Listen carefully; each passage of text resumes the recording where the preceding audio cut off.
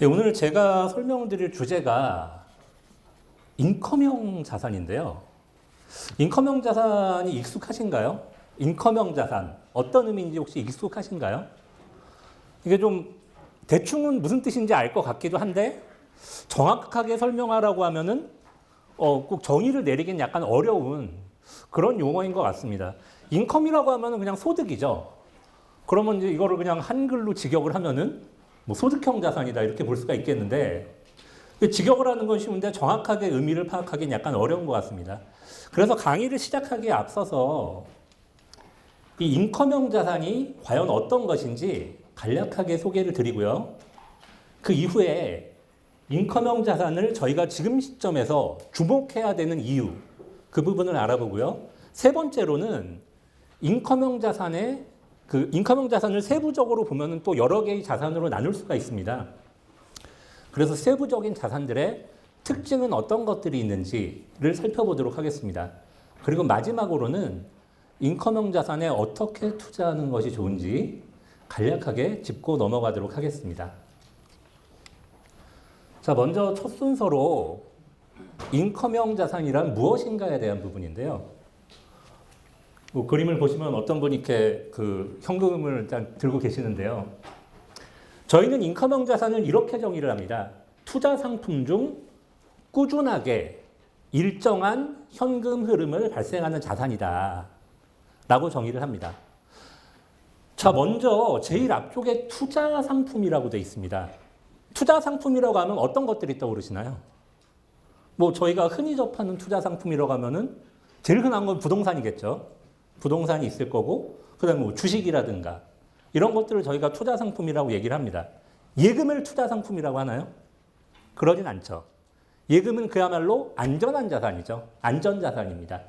자, 그럼 예금을 빼고 나머지 약간은 좀 위험하다고 할 수 있는 그런 투자 자산이 인컴형인데, 그러한 투자 자산 중에서도 일정한 현금 흐름, 이 일정한 현금 흐름은 형식은 뭐 각기 다를 수가 있습니다.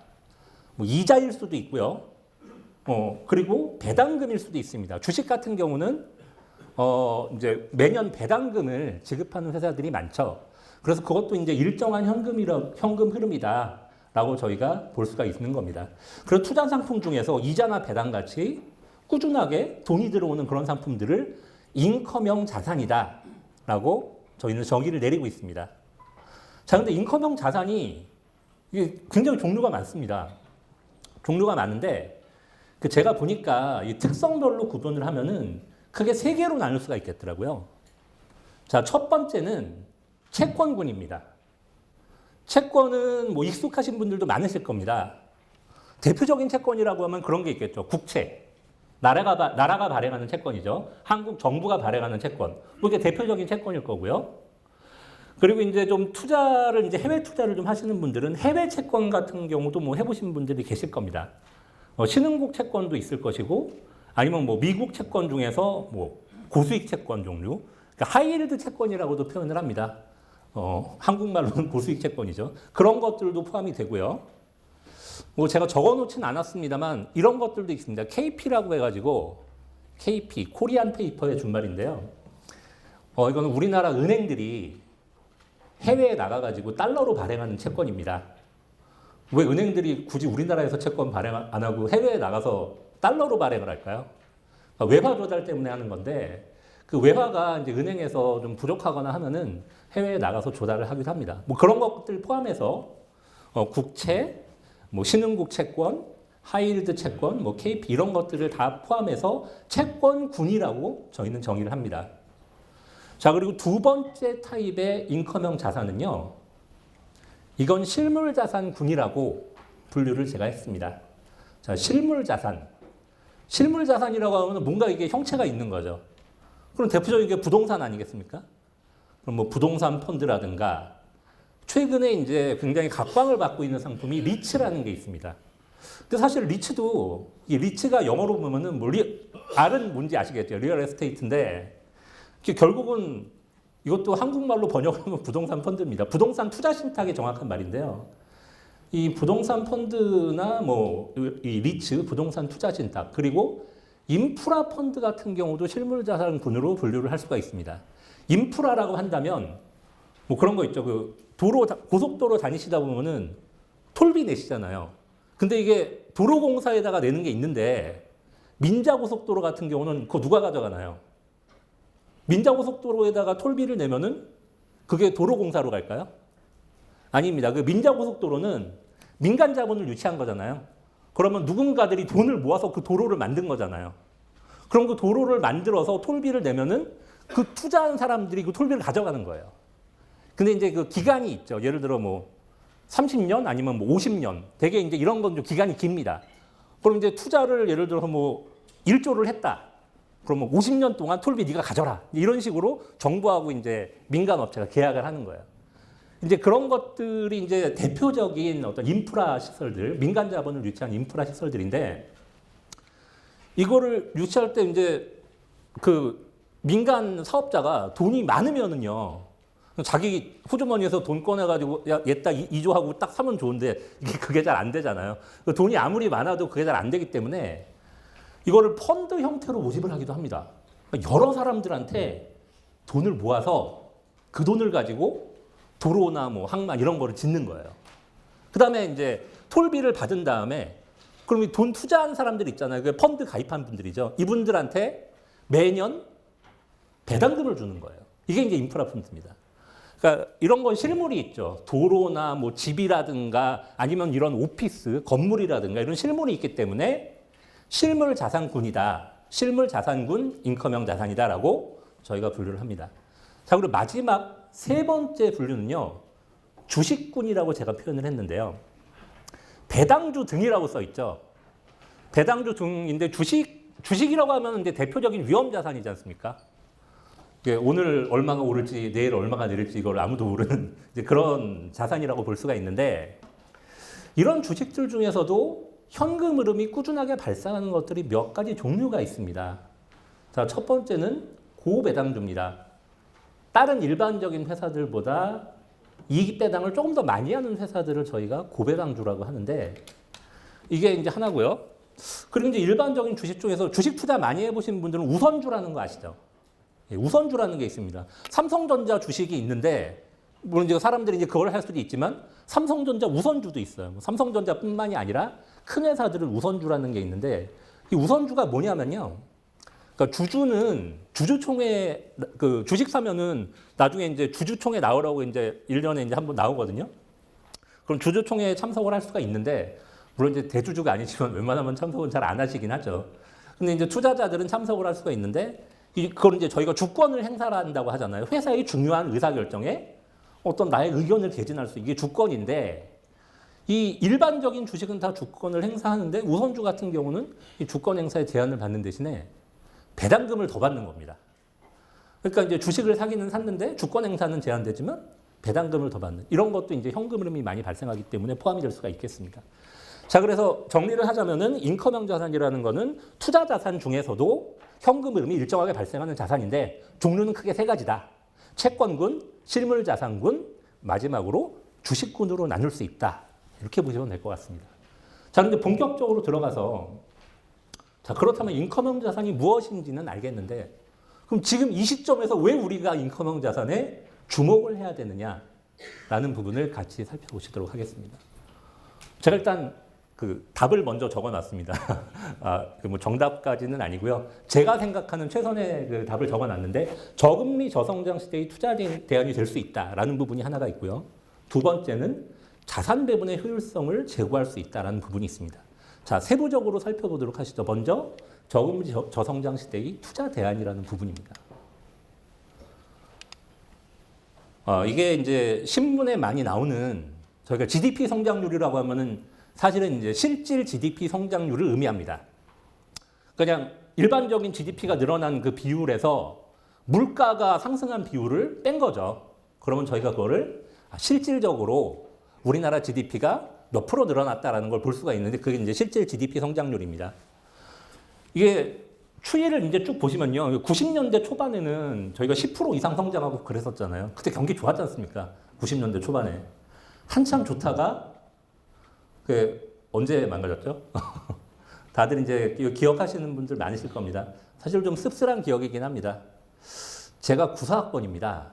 그 학번이 94학번인데 대학교 들어갈 때 제가 대학교 들어갈 무렵, 고등학교부터 대학교 들어갈 때 무렵이 한국이 아마 경기가 제일 좋지 않았나.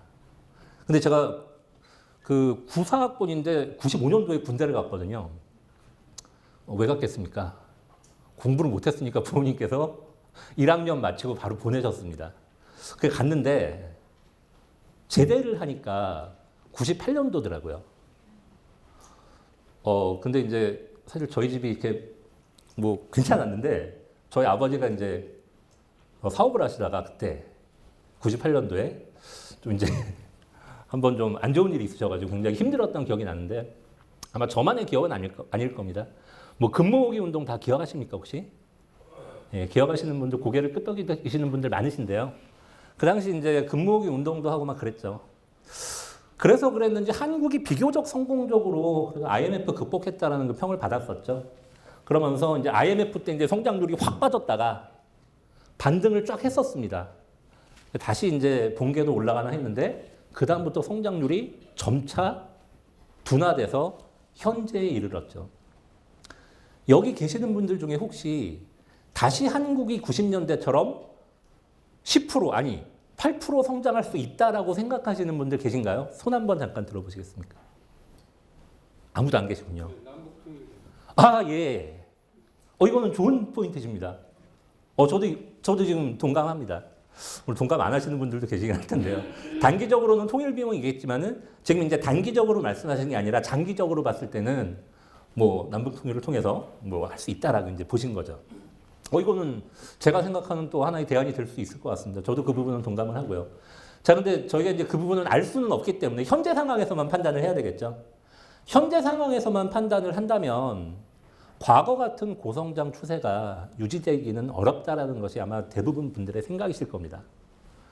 여기 가운데 하늘 그 회색 선이 있죠. 그리고 여기서부터 이 성장률 그래프가 쭉 꺾이는데 보면 뭐 2020년 뭐 이렇게 돼 있습니다. 예측치겠죠. 제가 이렇게 대충 그린 건 아니고요. 국회 예산정책처에서 만든 겁니다. 그러니까 이제 뭐 여기서 이제 정부의 장기 재정 전망 같은 걸 많이 하거든요.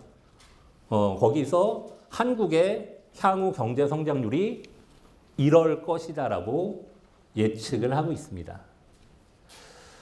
자, 그 저성장도 문제인데 사실 저희가 그 투자를 하고 금융상품을 구매하고 이제 이런 입장에서 볼 때는 저성장보다 더 무서운 게 저금리죠. 올해 그래도 금리가 조금 올랐습니다. 그죠? 최근에 은행에서 예금 가입하신 분들 계세요? 안 계시군요. 요즘 은행 잘 저도 안 가게 되더라고요. 가끔 이제 대출 받을 때 있으면은 집 사느라고 대출 받을 때 한번 가죠. 그리고 이제 거기서 이제 뭐 상품 가입해달라고 하면 상품 가입하는데 직원들도 굳이 그 예금을 가입해달라고는 안 하더라고요. 뭐 펀드 가입해달라고 그러고 그러지. 하여튼 지금 그 금리가 상당히 낮은데 그나마 이게 반등한 거지 않습니까? 작년엔 1%대였잖아요. 1%에서 세금 떼면 15.4% 소득세 떼면은 뭐 1% 중반 정도밖에 안 되는 금리였다가 올해 이제 2%대로 올라가긴 했습니다만 이게 사실 금리도 뭐 처음부터 이랬던 건 아니죠. 좋았던 시절이 있었습니다.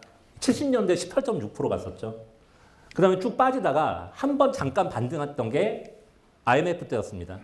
그러니까 IMF 때 앞에 그 성장률 측에서는 굉장히 안 좋았는데 그 당시에 예금으로 생활하셨던 분들은 또 좋아하셨습니다. 그러니까 자금 여력이 충분하셨던 분들은 은행에다가 저축하면은 뭐 14%, 15% 그냥 1년짜리 정기예금도 그렇게 줬었고 그 당시 그 삼성전자가 채권 발행했었거든요. 삼성전자도 채권 발행합니다. 우량한 회사니까 채권 발행 같은 거 이제 안 하는 걸로 아시는 분들도 계시겠지만 IMF 때 삼성전자가 채권 발행했었는데 금리가 몇 프로 줬었는지 아세요? 27%였습니다. 27%. 그 당시에 이제 그 삼성증권하고 몇 군데 증권사에서 그 채권을 팔았는데 그때 그거 샀으면 대박이었죠.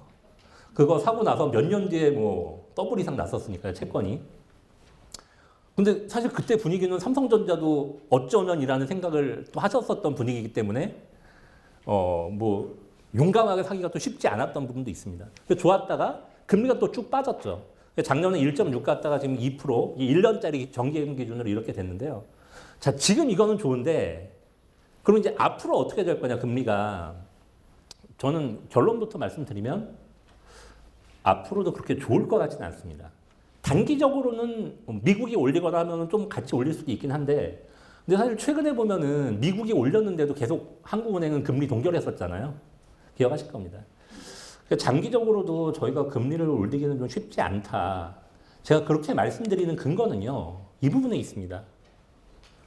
정부 부채 부분이 지금 현재는 이 정도 수준인데 2050년까지 장기적으로 보면 기하급수적으로 올라갑니다. 이 빨간색 선은 뭐냐면요, GDP 대비 국가 채무의 비율입니다. 자, 국가 채무는 어떤 건지 다 아실 거고요. 정부가 발행한 이제 채권들, 국채 이제 이런 걸 합친 거고, 지방 정부, 그러니까 지자체죠. 지자체의 빚까지 포함을 합니다. 그건 이제 합쳐가지고 국가 채무라고 저희가 얘기를 하는데, GDP라는 거는 뭐 이렇게 표현할 수가 있겠죠. 그 나라 국민들이 1년 동안 뼈 빠지게 벌어들인 부가가치 합이다. 뭐 저희가 이제 이렇게 GDP를 정의를 내릴 수가 있을 것 같은데요. 그럼 GDP 대비 국가 채무의 비율이 만약 100이 됐다라고, 그러니까 1%가 아니라 100이 됐다. 그러면은 100%가 됐다라면 그건 어떤 의미가 있을까요? 그 나라 국민들이 정말 1년 동안 아무것도 안 먹고 아무것도 안 쓰고 돈을 모아도 나라 빚을 못 갚는다라는 그런 의미가 있겠죠. 그래서 이제 GDP 대비 국가 채무의 비율을 저희가 국가 간의 부채 수준을 볼 때 많이 봅니다. 이게 지금 38.4% 정도인데요. 2030년 되면 50%가 넘어가고요. 점점 이제 뭐 85%까지 증가합니다. 자, 그러면 이 국가 채무가 앞으로 증가를 하는데 이게 고령화에 따라서 복지 비용이 많이 나가는 영향도 있고요. 저성장의 영향도 있을 겁니다. 복합적인 요인으로 국가 채무가 증가를 한다고 봤을 때 정부 입장에서 이자율을 올리면 국채에 대해서 이자를 많이 줘야 되겠죠. 그럼 그 이자를 감당하기가 쉽지가 않습니다. 그러면 정부는 그걸 틀어막을 수 있는 방법이 있잖아요. 한국은행 기준금리를 계속 동결하는 겁니다. 심지어 더 내릴 수도 있겠죠. 장기적으로 봤을 때는, 단기적으로는 뭐 거시경제 상황에 따라서 올릴 수도 있겠습니다만은 길게 보면 국가 채무가 이렇게 될 상황에서는 그렇게 올리기는 쉽지 않다. 자, 그러면 정리해 보면 저성장 저금리가 계속될 것 같은데, 자, 이게 자산 가격에는 어떤 영향을 미칠까요? 특히 위험 자산의 가격, 주식이나 뭐 부동산 같은 위험 자산의 가격은 어떤 영향을 미칠까요? 이거는 한국 얘기는 아닙니다. 이거 일본 얘기고요. 한국은 이거하고는 좀 다를 것 같다라는 생각을 합니다, 저는. 근데 일단 일본의 사례를 제가 여기 도표에 보여드리는 이유는요, 한국이 인구 구조적으로 일본을 굉장히 비슷하게 따라가고 있기 때문입니다. 뭐 그 부분은 다들 알고 계실 겁니다. 2016년부터 한국이 본격적인 고령화에 들어서 2026년이 되면은 초고령 국가에 접어듭니다. 초고령 국가라는 의미는 5분 중에 1분이 65세 이상이신 나라를 초고령 국가라고 하죠. 2026년이면 몇 년 남았습니까? 몇 년 안 남았죠? 지금 2019년이니까요. 이제 한 7년, 7, 8년 뒤면은 저희가 이제 초고령 국가에 진입을 하는데, 일본 같은 경우는 80년대 말에 본격적으로 고령화에 접어들었습니다. 그러니까 한국은 6.25 전쟁 때문에 고령화가 그러니까 베이비붐 세대도 좀 늦춰졌고, 고령화도 좀 늦춰졌죠. 근데 일본은 자국 내에서는 전쟁이 일어나지 않았었기 때문에 고령화가 한국보다 빨랐었습니다. 베이비붐도 빨랐고요. 여기가 90년이죠. 89년도 말부터 본격적인 고령화가 들어갔는데, 그 이후에 보면은 지금 이미 빨간색 선이 니케이 지수, 그러니까 우리나라로 치면 코스피 지수죠. 종합주가 지수, 일본의 종합주가 지수인 니케이 225 지수인데, 이제 이렇게 되는 모습을 보실 수가 있고요. 이 주황색 선은 뭐냐면요, 정기예금 금리입니다, 일본의. 자, 그리고 이 파란색 선은 6개 도시의 어떤 땅값입니다. 6개 도시라 하면은 뭐 도쿄, 고베, 오사카 이런 대도시들이죠. 그런 대도시 땅값을 의미하는데, 그것들이 다 이제 고령화하고 저성장 이게 맞물리면서 쭉 빠져가지고 이 저성장과 저금리 기조가 굉장히 오랫동안 지속이 됩니다. 이 시기를 저희가 뭐 일본의 잊어버린 20년 뭐 이런 식으로 표현을 많이 했었죠. 처음에 잊어버린 10년이라고 하다가 계속 길어져서 잊어버린 20년 이제 이렇게 표현을 했었는데요. 그럼 한국이 일본처럼 이렇게 많이 빠질 거냐? 저는 그 정도는 아닌 것 같습니다. 왜냐면요. 제가 지금 빠진 것만 먼저 말씀을 드렸는데 이 부분 보시면 또 많이 올라간 부분이 있잖아요. 80년대 일본이 어땠는지 기억하실 겁니다. 80년대 일본은 전 세계 넘버원이라는 소리를 들었었죠.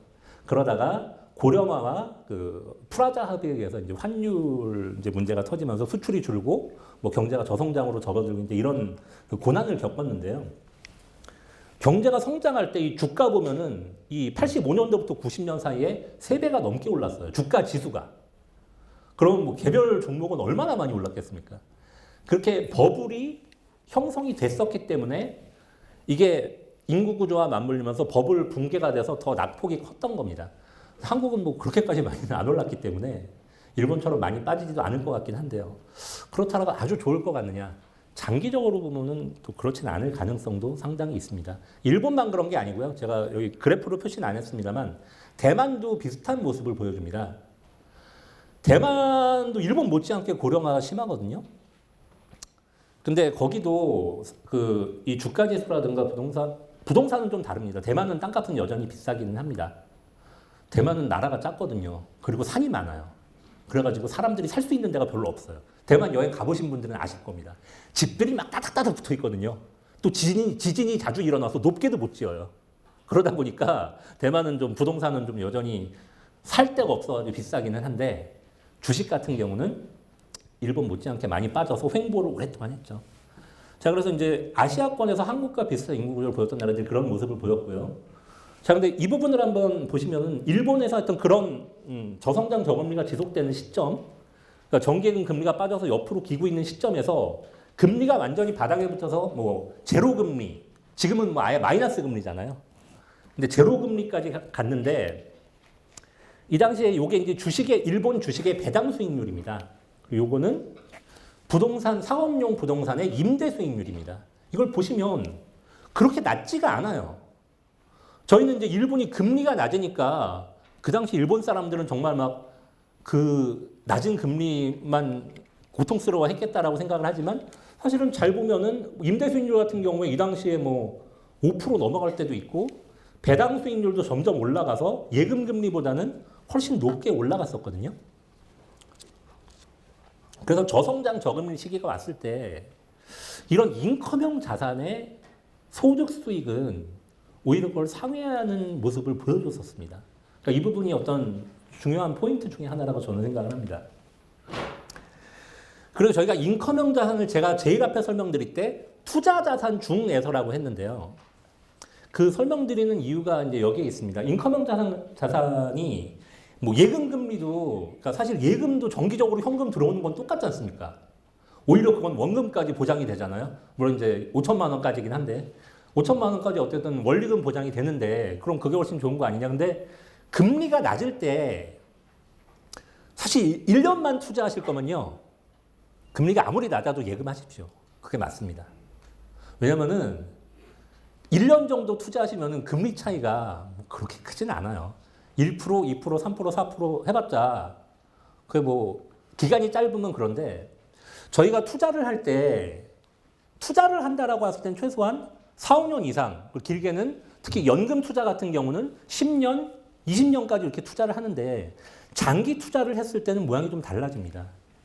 자, 이거는 1,000원을 가지고 있는 사람을 예를 들겠습니다. 1,000원을 들고 있는데 수익률 1%를 가지고 30년을 투자하면은 그게 1,348원이 됩니다. 한 35% 수익률 나는 거죠. 30년을 투자했는데. 그 저금리라는 게 이렇게 무섭습니다. 근데 만약 4%로 이 사람이 4%의 연복리 4%로 투자를 했다고 하면은 1,000원이 3,243원이 됩니다. 224%의 수익이 나죠. 물론 이제 장기기 때문에 이렇게 나는 거긴 한데요. 이게 복리 수익률의 무서운 점입니다. 투자에서 가장 중요한 거는 기간하고 수익률이거든요.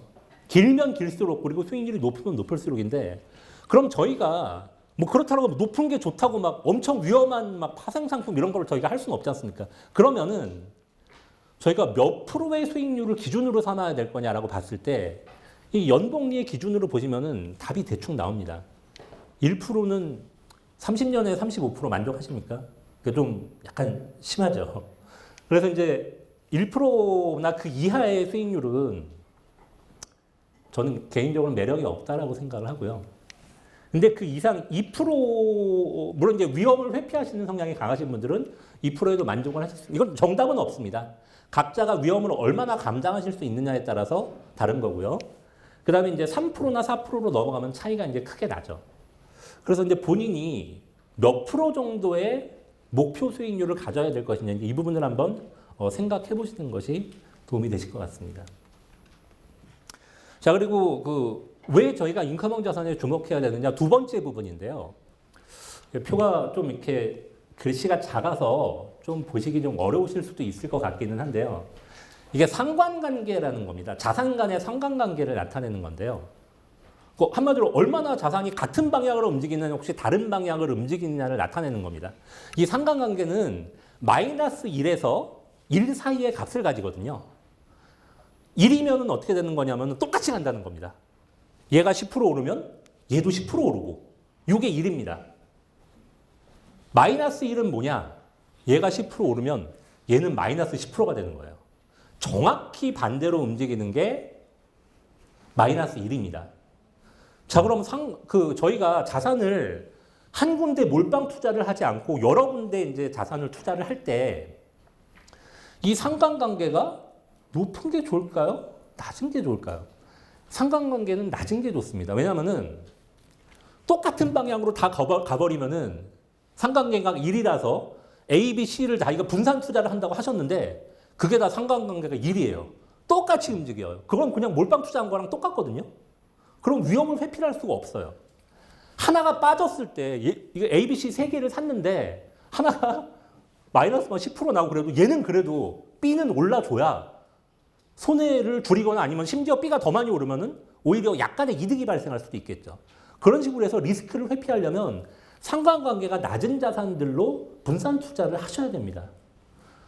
근데 이게 이제 자산 간의 상관관계인데 여기서 인컴형 자산이 어떤 거냐면 대표적인 거 위에 올려놓은 게 이제 리츠. 아까 설명드렸죠. 부동산 투자 신탁.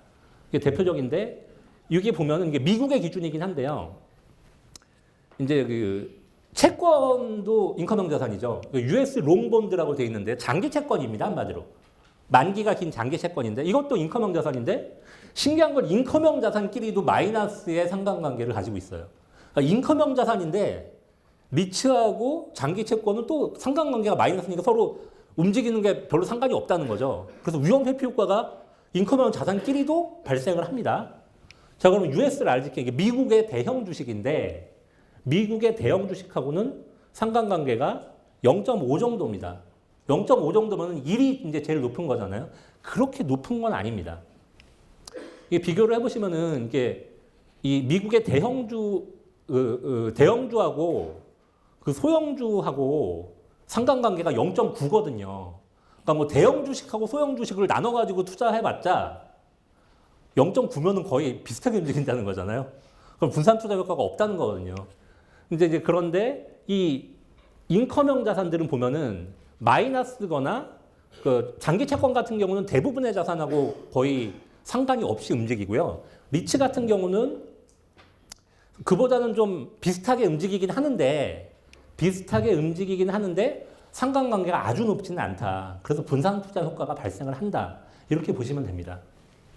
자, 그러면은 이 분산 투자 효과가 발생을 해서 포트폴리오의 변동성이 줄어든다는 부분을 제가 설명을 드렸는데 저희가 투자를 할 때 이게 왜 중요할까요? 투자할 때 위험하고 수익이 있는데요.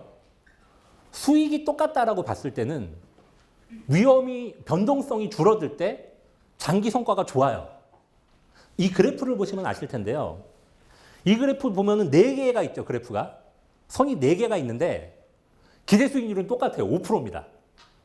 5% 기대 수익률인데 15년, 30년을 투자했을 때 결과는 천차만별입니다.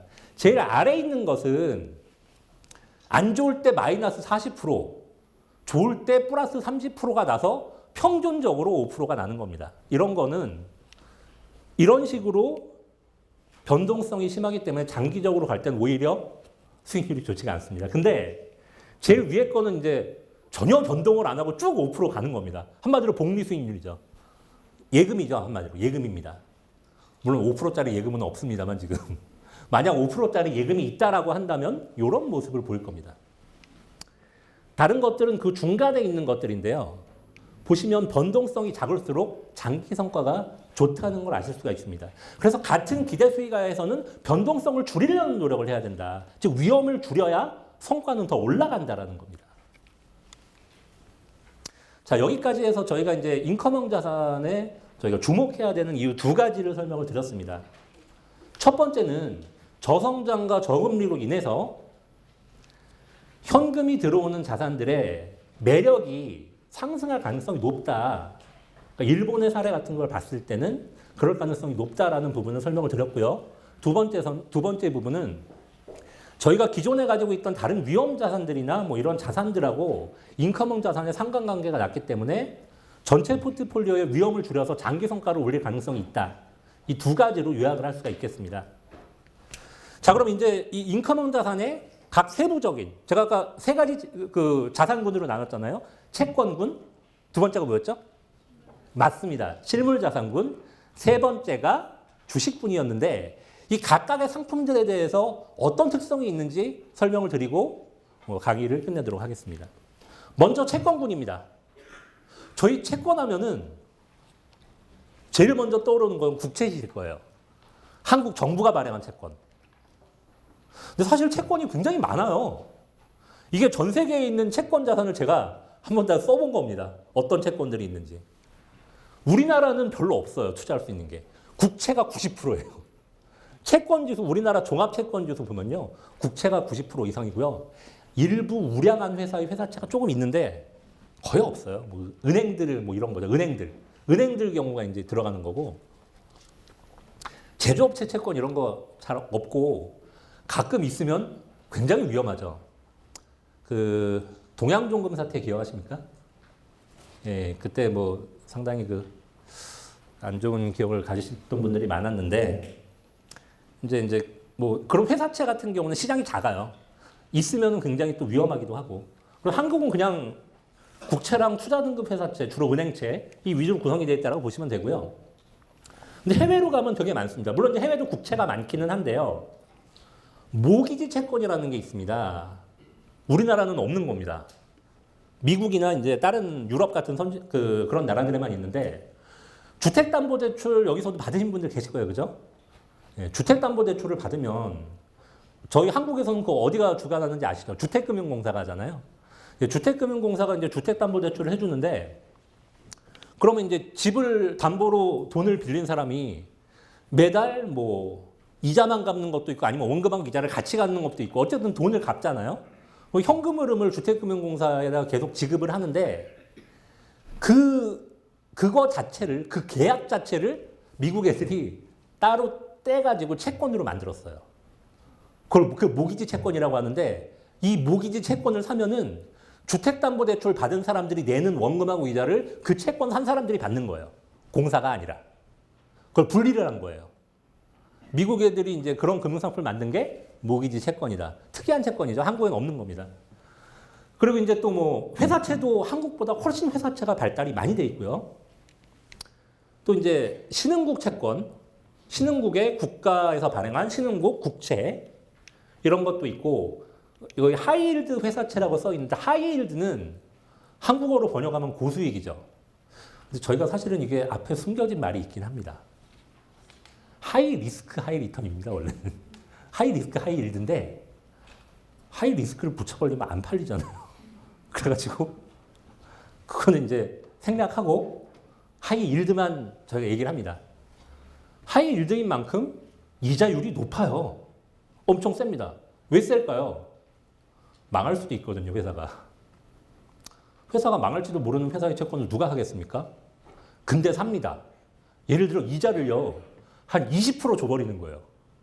그러면은 4년, 한 4, 5년만 안 망하면은 원금 이상의 이자가 나오잖아요. 그럼 한번 생각해 볼 수 있는 거예요. 근데 물론 그것도 위험하죠. 자, 근데 이런 채권을 여러 개를 사는 거예요. 한 100개쯤 사는 거예요. 그러면은 위험이 들겠죠. 얘는 망해도 얘는 남을 거 아니에요. 그럼 이자가 세니까 종합적으로 따지면 법니다. 그래서 하이힐드 채권은 개별 채권을 산다기보다는 펀드 형태로 많이 합니다. 자, 요게 이제 하이힐드 채권이고요. 여기 채권 설명을 들었는데, 자, 이게 빨간색으로 나누는 거 보시면 알겠지만은 우리나라는 시장이 이런데 해외는 이래요. 굉장히 다양합니다. 수익률하고 위험도 다양하고 그래서 더 많은 기회가 있어요. 그래서 저희가 채권군의 인커명을 할 때는 국내만 가지고 하기는 재미가 없다. 이 재미가 없다는 거는 사실은 수익률이 안 좋다는 얘기입니다. 국채인데 한국인 입장에서 제일 안전한 자산이 뭔가요? 나라 정부가 발행한 국채잖아요. 물론 그것도 안전하진 않아요. 그 안전하지 않게 되는 상황이 언젠가요? 한국 정부가 망하면은 안전하지가 않죠. 근데 한국 정부가 망하면 예금은 보장해 줄까요? 보험 드신 거 있죠. 삼성생명이나 뭐 이런 거. 그런 건 다 될까요? 한국 정부가 망했는데.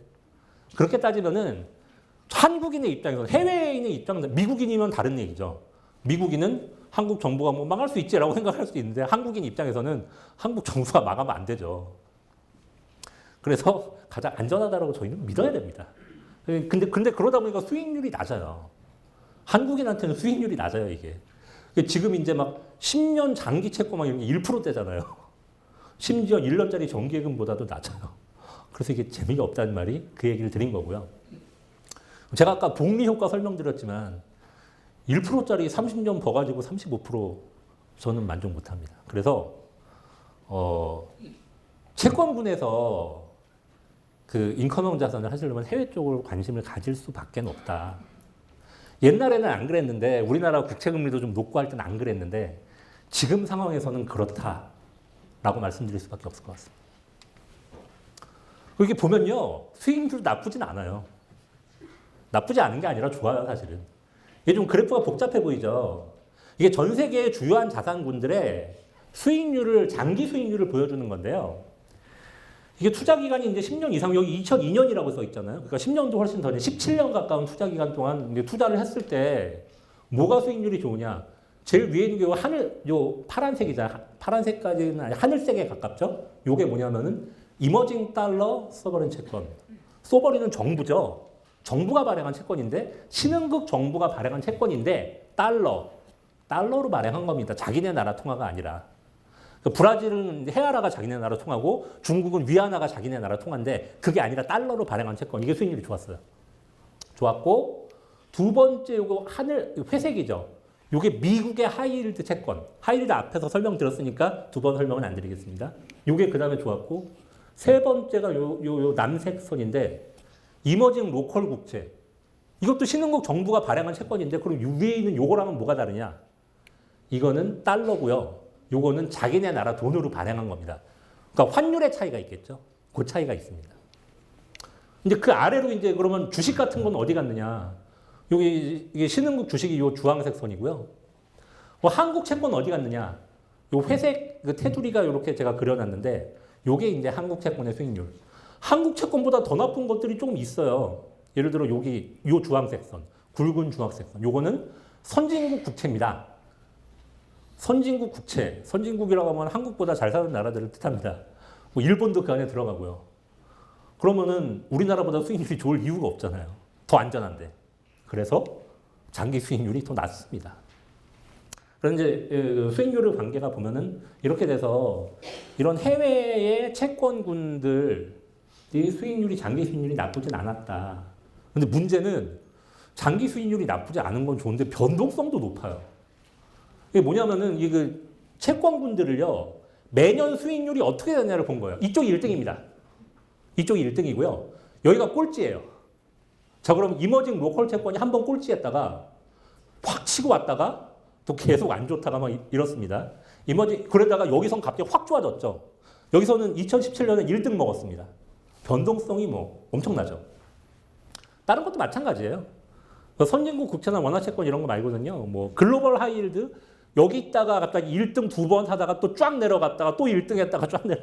그러니까 이게 변동성이 있습니다. 그래서 이제 이게 좀 어려운 점이에요. 이자는 좋은데 장기적으로 보면 버는 것도 알겠는데 단기적인 변동성이 있다라는 거예요. 그럼 저희가 그거를 감내하기가 어렵다라는 거죠. 대안은 뭐냐면요. 섞는 겁니다. 얘도 있고 얘도 있고 얘도 있으면요. 섞는 거예요. 그리고 한국 국채도 일부 투자하고요. 좀 안전한 것도 투자하고 위험한 것들만 몰빵들로 사면은 벌 때는 화끈하게 벌지만 또 마이너스가 나. 그거는 안 하고요. 쫙 투자를 하는데 이거는 뭐냐면은 글로벌 채권 자산 배분 펀드의 수익률과 위험을 나타냅니다.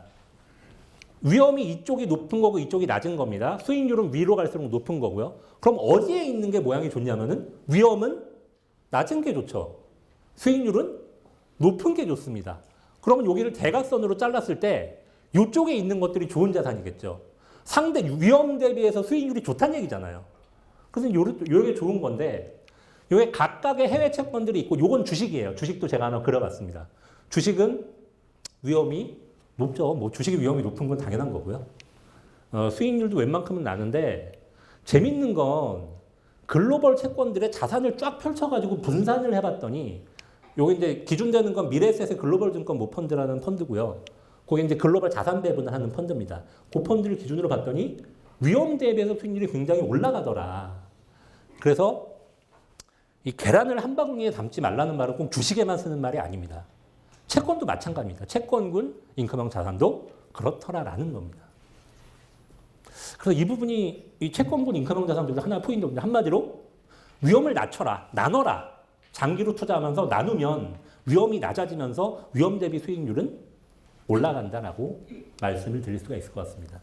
자, 요거는 이제 종합적인 채권군 설명을 대부분 마쳤는데 하이힐드만 제가 조금 추가적으로 설명을 드릴게요. 왜냐면은 하이힐드가 한국에서 제일 많이 팔린 해외 채권형 펀드거든요. 그러다 보니까 이 부분은 약간 추가로 설명을 드려도 괜찮을 것 같다고 생각이 돼서요. 이 하이힐드 채권은 투기 등급 채권입니다. 그러니까 신용도가 낮은 채권이에요. 망할 수도 있는 회사죠. 근데 이 수익률이 재밌는 게 뭐냐면요. 이게 그 실제로 상장이 돼 있는 하이힐드 펀드예요. 상장된 펀드를 뭐라고 하냐면 ETF라고 부르죠. 그 단기 선진 하이힐드 ETF라고 시장에서 아무 때나 사실 수 있는 그런 하이힐드 펀드인데 아래는 이제 한국 채권 종합 지수입니다. 제가 아까 말씀드렸죠. 한국 채권 종합 지수의 90%는 국채다. 그리고 수익률은 별로 안 좋을지 몰라도 안정성은 높다라는 말씀을 드렸는데요. 이게 1년, 2년, 3년의 연평균 수익률입니다. 근데 최대, 평균, 최소로 나눴습니다. 재수 좋으면 몇 프로, 평균은 몇 프로, 재수 없으면 몇 프로 이렇게 나타낸 건데 1년 보시면요. 이게 재수 없으면 마이너스 9% 났었어요. 이게 한 5년 동안의 수익률을 분석한 겁니다. 이 ETF가 상장된 지 5년 정도밖에 안 돼서 한 10년 정도 분석을 하면 더 정확한데 그렇게까지는 제가 분석을 못했습니다. 상장된 지가 5년밖에 안 돼서요. 분석을 해보니까 재수 없으면 마이너스 9%, 재수 좋으면 19%, 평균은 3.2% 막 이렇습니다. 국채는 8.3, 2.81, 마이너스 1.6이었고요. 자, 2년도 보시면은 10.7, 4.3, 마이너스 2, 5.9, 2.4, 0.1인데 3년부터가 재밌어집니다. 3년을 보면은 국채가 4, 2.4, 1.4로 이 정도 수익률인데 이거는 보니까 8.2, 4.2, 2.5예요. 재수가 없었을 때 2.5 정도 났었습니다. 근데 이게 근데 3년에서 한 3년 하면 뭐 무조건 마이너스가 안 난다 그 얘기는 아닙니다. 과거 한 5년 정도 시뮬레이션 해봤더니 그렇더라. 라는 거고요. 근데 어쨌든 이런 모습은 그러니까 3년 그 이상을 투자했을 때 리스크는 상당히 줄어든다. 그래서 장기 투자를 했을 때 제가 앞쪽에서는 분산의 중요성을 설명을 드렸는데 그래서 이제 장기 투자를 하면 리스크도 줄어들더라. 라는 거를 말씀을 드리고자 하는 겁니다. 리츠가 뭐냐면요. 투자자분들한테 돈을 모아서요. 이 리츠 부동산 투자회사로 돈이 몰리죠. 몰린 다음에 이거를 가지고 부동산을 사요. 빌딩 같은 거. 산 다음에 임대료가 나올 거 아니에요. 임대료를 받아서 리츠로 들어가면은 이거에 90% 이상을 투자자한테 배당한다. 이게 리츠입니다. 간단하죠. 돈 모아서 부동산 사고 임대료 받아서 받고 이 구조입니다. 근데 이제 주식처럼 또는 ETF처럼 상장이 돼서 거래가 되기 때문에 황금성이 괜찮다. 이게 이제 일반적인 부동산 펀드하고의 차이다. 부동산 펀드도 폐쇄형 부동산 펀드는 근데 상장되는 거 있습니다. 그래서 뭐 리츠만 꼭 상장되는 건 아니긴 합니다. 어떤 그런 특징이 있는 자산이고요. 이게 요즘 왜 뜰까요? 뻔하잖아요. 수익률이 좋아서 뜹니다. 수익률이요. 이게 배당 수익률 그러니까 리츠를 투자를 했을 때 뭐 몇 프로를 배당을 해주느냐. 이게 2012년에 5%, 6%, 5.6, 7.6, 10% 넘었다가 7.5. 이게 리츠 평균입니다. 근데 이것만을 보시면 굉장히 좋아 보이긴 하는데요. 이게 리츠가 주식처럼 상장이 돼 있잖아요. 그래서 가격도 변동을 합니다. 그래서 그 리스크는 있다. 그 부분은 유념을 하셔야 되는데 리스크가 있다고 하더라도 상당히 높은 배당 수익률이긴 합니다. 그래서 요즘에 각광을 받고 있고요. 작년만 하더라도 2개의 리츠가 새로 공모에 등장을 했습니다. 여기서 길어지면 안 되니까 넘어가도록 하겠습니다. 리츠의 특징은요. 이게 이제 리츠는 아니고 비슷한 부동산 펀드하고 이건 인프라 펀드인데 이런 실물 자산군의 인컴형 상품은 어떤 특징이 있냐면은 이게 보면 이쪽이 아래쪽이 그 펀드 가격이고요. 이쪽은 분배금, 그러니까 배당금이죠. 배당금, 그러니까 임대료라고 볼 수 있을 것 같습니다. 임대료를 받아서 배당해주는 돈, 이게 이쪽인데 이 배당금은 보면은 여기 모여있죠. 모여있다라는 얘기는 뭐냐면은 배당은 계속 꾸준하게 준다는 얘기예요. 근데 이 가격은 이 정도에서 이 정도까지는 변동을 합니다. 이렇게 변동을 하죠. 옆으로는 좀 길죠. 그래서 가격은 좀 변동을 하는데 배당은 참 꾸준하게 준다. 이런 특징이 있습니다. 자, 마지막 이제 리츠는 제가 약속드린 대로 좀 빨리 끝냈고요. 주식군에 대해서 설명을 드리도록 하겠습니다. 주식군은 배당주 하나 설명을 드리고 강의를 마치도록 하겠습니다. 자, 이 배당 수익률을 보시면요. 이게 지금 예금금리하고 주식들의 배당 수익률을 비교를 한 건데 이 주식은 뭐냐? 대표적인 걸로 해봤습니다. 코스피 200 지수. 한국의 이제 거래소에 상장된 주식 중에서 대형주 이제 200개를 모아가지고 만든 지수죠. 이 지수에 속한 200개 회사들이 배당금을 이제 준 게 있을 거 아니에요. 그거랑 1년 동안 코스피 200 지수의 평균적인 가격하고를 비교한 겁니다. 그거를 매해 이게 그려본 거예요. 안 좋았어요. 배당주가 그 좋았던 게 아닌 게 1%대였단 말이죠. 그러면 예금 금리하고 차이가 없는 이걸 왜? 근데 이제 예금 금리가 일단 막 3% 이랬잖아요. 예금 금리는 계속 빠져가지고 이게 2016년에 두 개가 붙었어요. 1.6%로 배당 수익률이랑 예금 수익률이 붙었다가 잠깐 배당이 꺼지는 듯 하다가 다시 붙었어요. 그래서 지금 1년짜리 예금 금리가 2%인데 배당 수익률도 2% 나왔습니다. 근데 이 배당 수익률이 생각해 보시면 코스피 200 지수라면 그냥 확 펼쳐져 있는 거잖아요. 그게 아니라 배당을 좀 많이 하는 주식들이 있죠. 고배당주라고 하는데 걔들은 어떠냐. 제가 옆에 써놨는데 코스피 200 중에서 배당 많이 주는 애들만 가지고 만든 고배당 지수라는 게 있는데 얘는 배당 수익률이 3.6%. 나쁘지 않습니다. 코스피 고배당 50 지수. 배당 많이 주는 50개 회사로 만든 지수예요. 이게 3.9%. 괜찮습니다. 그래서 이게 배당이 원래 재미가 없었는데요. 요즘 들어 이제 좀 괜찮아지기 시작하나라는 생각은 듭니다. 그래도 아직은 그렇게 높진 않죠. 그죠? 막 매력이 막 간다면 이 정도까지는 아니잖아요. 근데 하나 생각해 보실 거예요. 2018년에 한국에 뭐가 도입이 됐냐면요. 스튜어드십 코드라는 게 도입이 됐습니다. 스튜어드가 뭐 학생의 무슨 권리 이런 건 아니고요. 뭐냐면은 기관 투자가가 수탁자로서의 책임을 다하도록 행동 원칙을 규정한 자율 규범. 기관 투자가의 대표적인 게 누굽니까? 국민연금이죠. 공무원연금, 뭐 이런 기관 투자가들입니다. 적극적으로 투자기업의 의사결정에 참여한다. 주총 나간다는 얘기예요. 그렇죠? 주총 나가서 주주와 기업의 이익을 극대화하겠다. 이게 뭐냐면은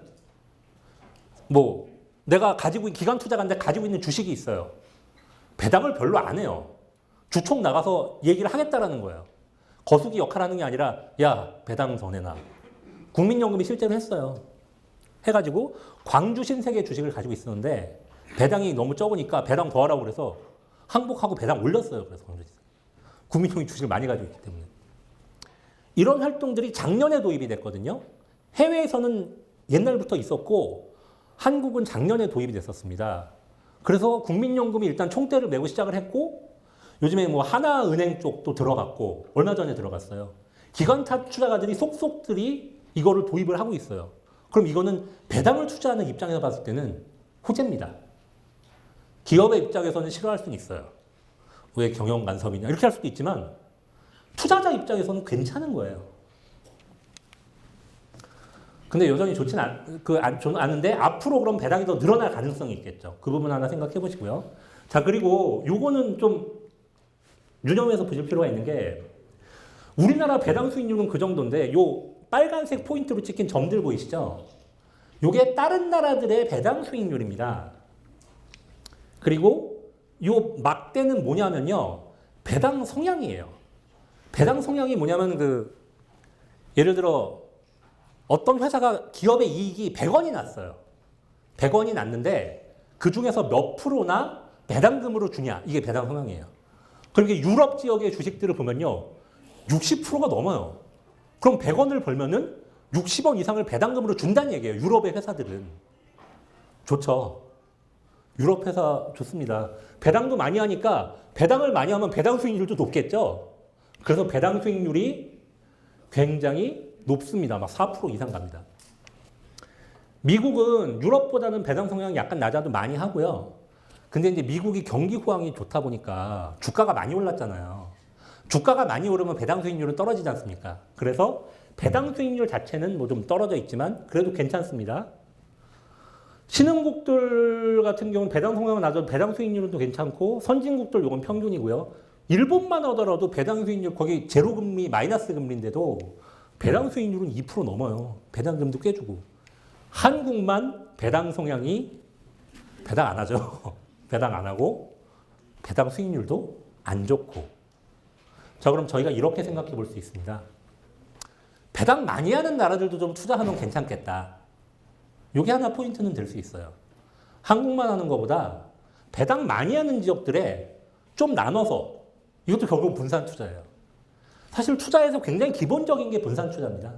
그래서 분석을 해보면 분산 투자를 해야 오히려 수익률도 괜찮아져요. 장기로 봤을 때.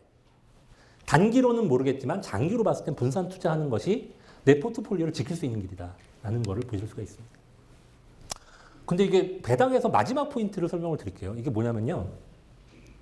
미국에 제레미 시갈이라는 펜실바니아대 교수가 계시는데 이분이 스탁스 포 더 롱런이라는 책을 지었었습니다. 이 책이 투자업계에서 굉장히 유명했어요. 왜냐하면 전 세계의 주식 수익률을 분석을 했었거든요. 근데 그분이 두께가 이렇게 두꺼운 책인데 제가 책 이름은 말씀드렸지만 굳이 사보실 필요는 없습니다. 굉장히 두껍거든요. 그래가지고 읽기는 쉽진 않습니다. 근데 이 책에서 하나 재밌는 분석이 뭐였냐면은 S&P 500 지수라고 아시죠? 미국의 주가 지수잖아요. 500개 회사를 가지고 만든 지수인데 이 사람이 그 500개 회사를 100개씩 쪼갠 거예요. 100개씩 쪼갠 무슨 기준으로 쪼갰냐? 배당 많이 주는 순으로 쪼갰습니다. 배당 제일 많이 주는 100개, 그 다음 100개 이런 식으로요. 쪼갠 다음에 가장 높음이라고 되어 있는 건 뭐냐면은 그 해에 배당을 제일 많이 줬던 100개를 다음 해에 투자를 하는 거예요. 1년 바뀌면은 배당을 한 게 다르니까 또 바뀌겠죠. 그럼 또 바꿔서 투자하고. 이런 식으로 해가지고 50년을 투자를 했다고 분석을 해봤더니 연평균 14% 굉장히 높죠. 그리고 S&P 500은 11% 미국 자체가 많이 오르긴 했어요. 배당을 안 하는 데들은 9.7% 정도였다라는 거예요. 그럼 배당을 많이 하면은 오히려 뭐 기업의 돈이 외부로 나가니까 투자를 못하고 그래서 뭐 나중에 주가가 영향이 안 좋고 이렇게 생각하시는데 사실은 굉장히 장기적으로 분석을 해봤더니 배당 많이 하는 애들이 주가도 장기적으로 보면 나쁘지 않더라. 이것도 하나의 중요한 포인트다라는 겁니다. 한국도 그런 모습으로 갈 가능성은 상당히 농후하다고 보고 있습니다. 자, 마지막 이 부분만 설명드리고 마칠게요. 자, 인컴 자산금 투자를 제가 사실 답은 거의 다 드렸고요. 이 두 가지 포인트만 정리하고 넘어가도록 하겠습니다. 첫 번째는 소득 수익의 관점에서 투자 예산 결정을 하시라. 이게 무슨 얘기냐면요. 자산 가격의 변동성보다 인컴의 변동성이 현저하게 낮다. 아까 제가 부동산 리츠모 설명하면서 말씀을 드렸죠. 배당은 꾸준하게 주더라. 그럼 이거 돈 버는 좀 이렇게 간단한 방법 중에 뭐가 있냐면 이런 거예요. 난 4%의 수익을 얻고 싶어요. 그렇다라면 한다면은 가격을 보는 겁니다. 100원입니다. 그러면은 이자 배당을 40원을 할 테니까 내 투자 수익률이 4%가 될 거 아니에요. 이러면 내 투자 수익률하고 맞으니까 투자를 할 수 있는 거예요. 근데 이자 배당은 이제 20원을 받았다. 2%여가지고라고 한다면은 2% 수익은 제가 만족 못하는 수익이죠. 그럼 그때는 좋아 보여도 사면 안 된다라는 얘기입니다. 그래서 소득의 관점에서 목표 수익률을 정하고 그거를 사는 식으로 하면은 리스크를 줄이면서 살 수 있겠더라. 그래서 좀 나눠서 산다는 얘기죠. 나눠서 사되 사는 시점 자체를 이 소득의 관점에서 이자나 배당이 현재 가격하고 비교를 해서 나의 목표 수익률하고 맞을 때 사는 방법. 이렇게 하면은 위험을 좀 줄일 수 있겠더라. 그 두 번째는 제가 굉장히 여러 번 말씀드린 것처럼 인컴형 자산도 분산해서 하는 게 더 좋더라. 장기적으로 봤을 때. 위험을 줄이고 장기 수익률은 올리는 방법이더라라는 겁니다. 이만 강의 마치도록 하겠습니다. 감사합니다.